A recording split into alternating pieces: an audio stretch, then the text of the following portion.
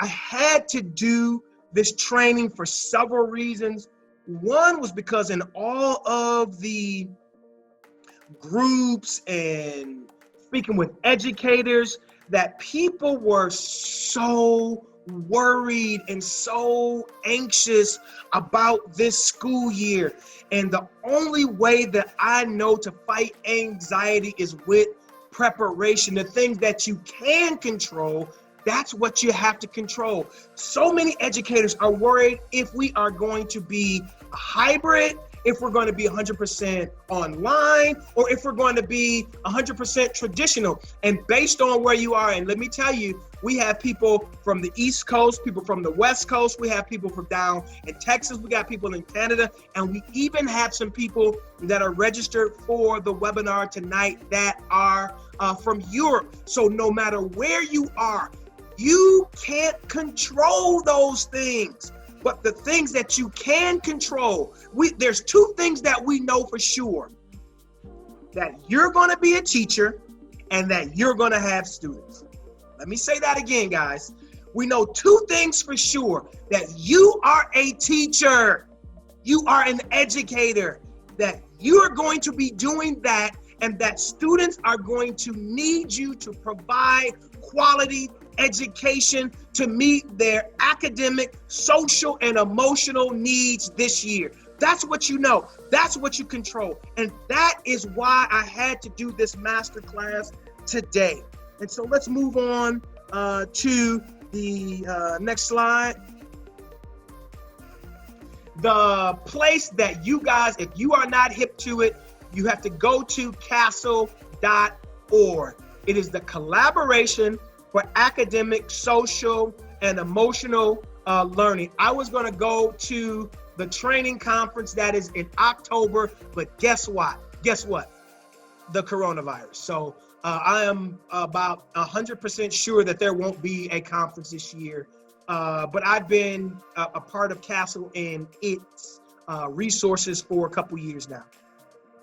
But this document that you see on the side that gives a breakdown of social awareness, they have on that website the breakdown for each of those 5 core competencies. So you have to get that. If you are going to create a framework and strategies and activities for your students to address their social and emotional learning needs for the school year, you have to have that breakdown. So we are going to look at this one first. So the methodology is get all 5 breakdowns, okay?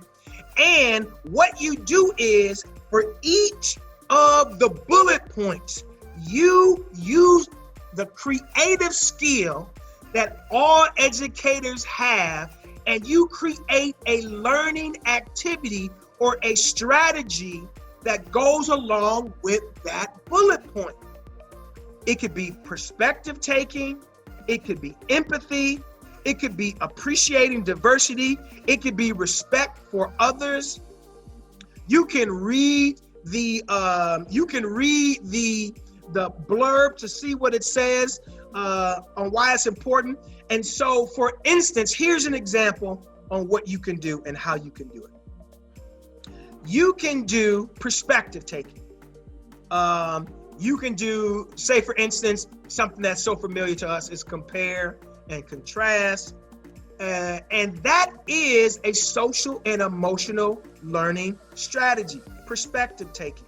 And the way you can take that perspective taking after you do your compare and contrast, say for instance, you were reading a book, and I just took, for example, The Adventures of Huckleberry Finn, and then you can ask the question, thing number 1, if you can get your students to reflect, if you can get them to think, if you can get them to share their emotions, they are tapping into one of the most powerful activities that they can do to start getting themselves in tune socially and emotionally. So the question that you can ask based on perspective taking is, what do you think it was like to be Huck?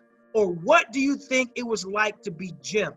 And if you ask what it was like to be Jim, then you could start tapping into the racial component and racial element that is going to be important.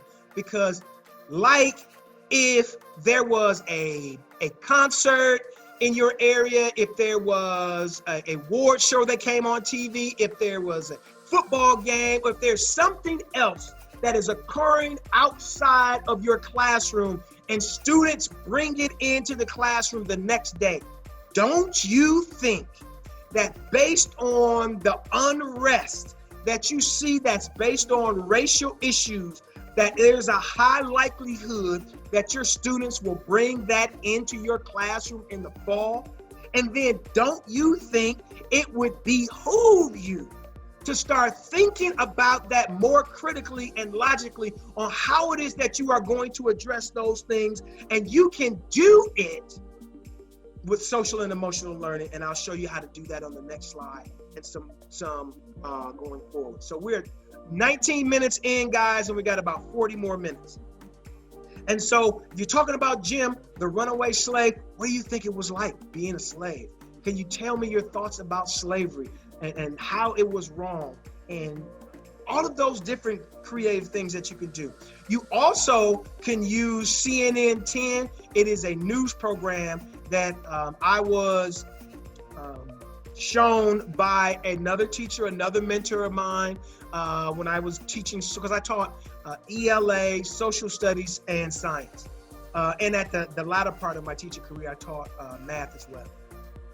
You can use CNN 10. It's a news program, and that can give you some very good current event things to do with perspective taking, appreciating and understanding diversity and things of that nature. But here's the thing that I want to tell you as we move on to the next slide is all core competencies are not created equal. I am a Pareto principle, an 80-20 kind of guy, and I believe that 20% of your activities give you 80% of your results. And I believe that out of the 5 core competencies, it is 1 or 2 of those core competencies that will give you the most bang for your buck.